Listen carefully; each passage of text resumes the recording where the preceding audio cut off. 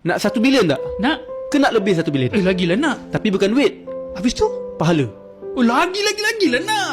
Ada satu doa ni, kalau kita amalkan, Allah akan bagi pahala lebih dari 1 bilion.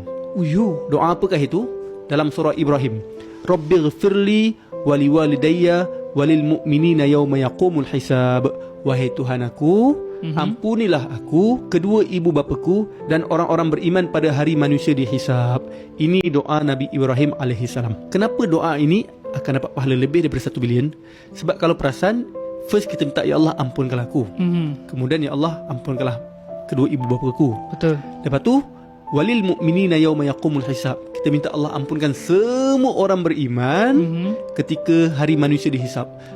Maknanya manusia yang beriman daripada zaman Nabi Adam sampai zaman kiamat nanti, Dihitung kira kan. berapa bilion?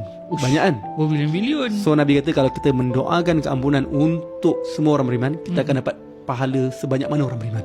Masya Allah. Kaya-kaya di akhirat. Kaya akhirat. Apatah lagi kalau buat dekat malam Lailatul Qadar.